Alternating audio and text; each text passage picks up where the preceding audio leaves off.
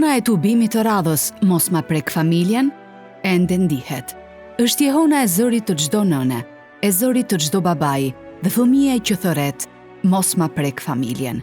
Sheshi Skënderbej në Tiranë u mbush me zëra, flamuj dhe emocione të forta, teksa u zhvillua protesta e dytë kundër projektligjit për barazinë gjinore, organizuar nga koalicioni shqiptar pro familjes dhe jetës. Flamurit të përbashkuar me një dëshirë, një qëllim, të gjitha tje duke u betuar, të lidhim besën për shpëtim. Po për fëmijët dhe familjet, a do të ngresh zërin? Sepse ka momente në histori kur heshtja nuk është neutralitet, por është dorëzim. Heshtja është dorëzim dhe ne sot jemi për të thënë që ne nuk dorëzohemi. Ky ligj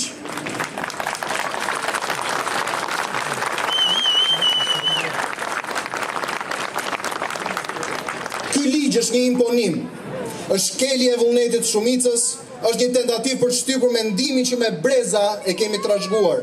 Ne sot qëndrojmë të bashkuar rreth flamurit ton kombëtar, rreth besimit në Zot, rreth perceptimit të lirisë, për të mbrojtur familjen, fëmijët, traditën, kulturën dhe lirinë tonë. Mbase deri tani shumë çka na është rrëmbyer. Por nga ky moment e tutje, ne themi jo. Një apel ju drejtua presidentit shqiptar Zotit Bajram Begaj në lidhje me projektligjin për barazinë gjinore. President, mos u bëj 79-ti, dëgjoje zërin e popullit, dëgjoje zërin e shqiptarve, mos e dekreto ligjin. Ne jemi gjenerata që ngrihet, ne jemi gjenerata që mbron, ne jemi gjenerata pro familjes, ne jemi gjenerata pro jetës. Kështu president, na dëgjo, mos e dekreto këtë ligj, mos e humb këtë moment, ktheje pas. Bëu në krahun e dur të historisë. Zoti i bekoft Shqipërinë, Zoti i bekoft familjet tona. Protestuesit e ardhur nga zona të ndryshme të vendit dorëzuan firmat për peticionin që do t'i dërgohet presidencës. Nëpërmjet fjalimeve të tyre, protestuesit shprehen bindjen se familja shqiptare është një nga shtyllat më të forta të identitetit kombëtar e çdo nismë ligjore që prek strukturën e saj duhet të diskutohet gjërësisht e të vendoset me konsensus popullor. Dhe ne sot jemi këtu paqësisht, por vendosmërisht. Jemi këtu jo me urrëtie, por me dashuri për këtë vend. Jemi këtu si prindër, jemi si të rinj, si qytetarë që nuk pranojmë të shkelim mbi të vërtetën. Dhe zëri ynë sot është zëri i një kombi. Dhe ky zë nuk shuhet, ky zë nuk fiksohet dhe ky zë nuk blihet.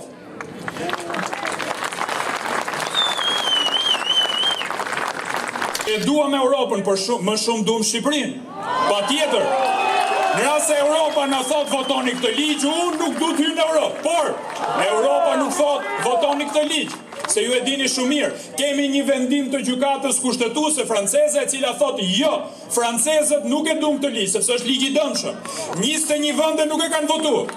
Kemi gjykatën supreme e Shteteve të Bashkuara të Amerikës që thot jo këtij ligji. Atëherë kush janë këta? Prandaj thirrja ime fundit është referendum. Pyesni popullin shqiptar dhe do ta merrni përgjigjen. Faleminderit.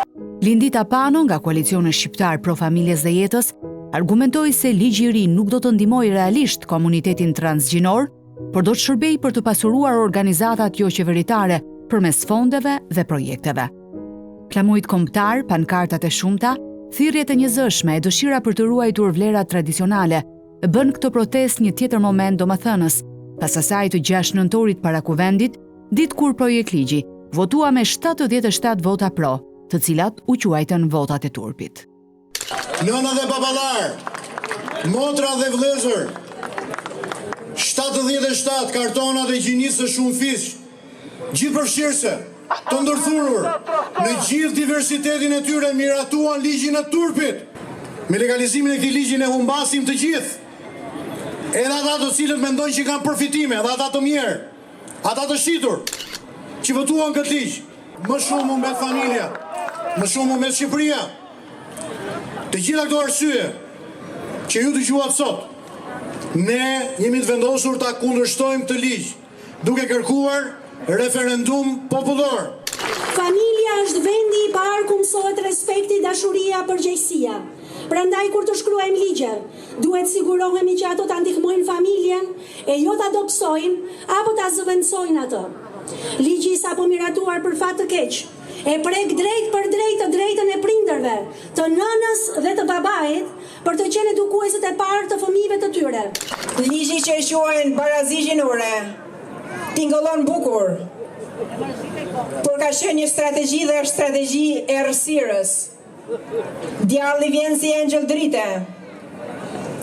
Ky relativizon njeriun, shkatron konceptin e familjes natyrore, fut ideologji në shkolla, zëvendëson prindin me shtetin, ndryshon kuptimin themelor të gjinive, krijon terma, identitete dhe kategori që nuk kanë lidhje me natyrën njerëzore.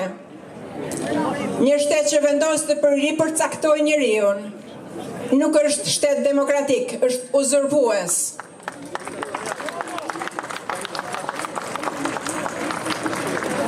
Ne nuk jemi kavje, as fëmijët tanë, askush nuk ka të drejtë të prek jetën e tyre. Familja nuk është shpike njerëzore, por hyjnore. Koalicioni Shqiptar Pro Familjes dhe Jetës I ka dërguar dhe një letër zyrtare presidentit amerikan Donald Trump.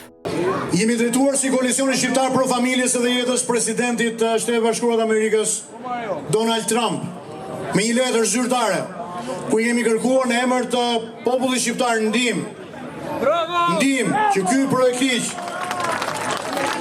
të mos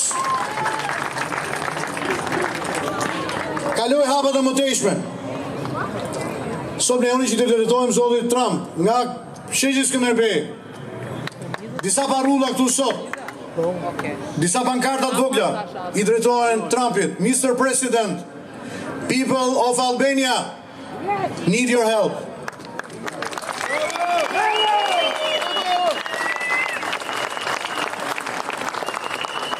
Shqipëria do të rrojë dhe për këtë jetojmë ne. Familja është gjëja më e shenjtë që Zoti ka dhënë një kombi. Edhe të mbrosh familjen është edhe një përgjegjësi përpara Zotit. Por unë dëshiroj të jap një mesazh për ata që e kanë miratuar ligjin, po edhe për presidentin e Republikës. A kanë ato prindër? Si I kanë rrit prindrit e tyre deputetët e sotëm të rilindjes? Po presidentin, si e ka rrit familja e tij, domethënë, e ka rrit me transgjenorizëm, e ka rrit me një baba dhe me një nën që ka dhënë dashuri edhe e ka edukuar në një mënyrë më të mirë që të doj familjen, të doj fëmijët, të doj kombin. Për këtë qëllim ka marrë sot. Mendoj që është I kauzë më shumë se e drejtë.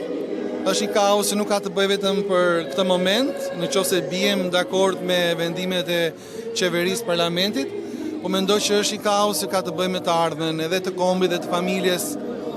Ne të gjithë jemi shërbëtorë të Perëndis, di shërbejmë Zotit në kishat tona, edhe ai që lexojmë në fjalën e Zotit është buri edhe gruaja janë çfarë është vepër e Perëndis.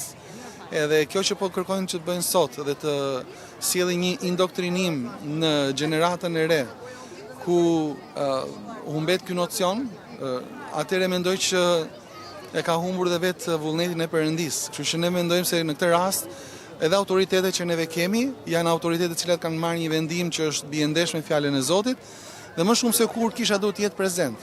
A kemi punra në të përditshmën tonë në kisha? Po, por mendoj që kjo është një nga çështjet më madhore, sepse ndryshe nëse nuk e ndalojmë sot, nesër do të gjykohemi kur të predikojmë në kishë që Zoti krijoi burrë dhe grua. Jemi bashkuar kësaj proteste në fakt për familjen tonë, për fëmijët tanë. Duam që ky ligj të mos ndikojë jetën e fëmijëve tanë, të ardhmen tonë. Dhe kemi ardhur nga Korça, posaçërisht për t'i thënë presidentit që të mos të pranojë këtë ligj dhe ta refuzojë ta duhet thyer mbrapa. Për këtë qëllim që është protesta sot, për sepse jemi pro familjes, babë dhe nën, edhe këtu përfundon. Të shikoj është një kaos që na prek të gjithëve. Normalisht familja është kryesore për çdo shoqëri, për çdo komunitet, kështu që duhet jetë e paprekshme. Normalisht jemi bashkuar për të mbrojtur fëmijët tanë, sepse fëmijët tanë për momentin janë akoma në përshkolla dhe nuk duam që të vi një moment edhe fëmija të na vi me ide ndryshe nga kultura dhe nga tradita jonë si familjare për edhe shqiptare. Zoti që ai është e vërteta rruga dhe jeta. Ne jemi këtu për të treguar shtetit shqiptar që ne e duam familjen dhe nuk jemi dakord me ligjet kundër familjes. Faleminderit. Sepse jemi pro jetës, pro familjes dhe mendojmë për të ardhmen e fëmijëve. Si krishterë, fjala e Zotit më mëson të dua Zotin edhe të afrem misive të veten. Kjo do thotë të duash familjen, të duash adeun ton, edhe jemi bashkuar kësaj proteste për të siguruar që familja do jetë e shëndetshme, fëmijët tanë do kenë të ardhme, edhe nëse ka diçka edhe nga ana ligjore që e pengon, ne jemi këtu që ajo të mos jetë, të mos e pengojë. Faleminderit shumë. Është e pamundur të mos t'i bashkohesh protestës, sepse është në mbrojtje të familjes, është në mbrojtje të kombit, edhe është në mbrojtje të të ardhmes. Nëse ne nuk do t'i bashkohemi protestave të tilla, do thotë që kemi humbur themelin e jetës, të kombit edhe të ardhmërisë. Me bashkuar protestës sepse jemi pro familjes. Nuk duam që familja të cënohet. Po ti pse e bashkuar sot? Për të qëndruar për atë që është e drejtë, për të mbrojtur atë që Perëndia ka krijuar standardin që nga fillimi, familjen bërtham, për mos përkrahur antivlerat, por të qëndrojmë fort për atë që besojmë, për atë që është e drejtë. Duhet të reflektojmë, të reagojmë sa më shpejt mos të dekretohet ky vendim. Është një vendim antinjerëzor. Domethënë Zoti ka bërë dy lloj sekses, nuk bën seks të tretë, por i femër maskull për një qëllim caktuar. Familja është gjë më primare në planet. Mesazhi i kësaj proteste ishte i qartë. Zëri ynë nuk do të ndalet dhe se vetëm Zoti mund t'i ndihmojë shqiptarët. Veç Zotit dhe vullnetit të tyre të pastër shqiptarët nuk kanë asgjë tjetër që mund t'i mbrojë. Veç Zotit dhe vullnetit ton. Ky vullnet duhet përkthehet në unitet. Për kauza si këto, ne nuk jemi të ndarë, ne refuzojmë të qëndrojmë të ndarë. Për kauzën e lirisë, ne refuzojmë të qëndrojmë të ndarë. Për kauzën për të mbrojtur familjen, ne refuzojmë të qëndrojmë të ndarë.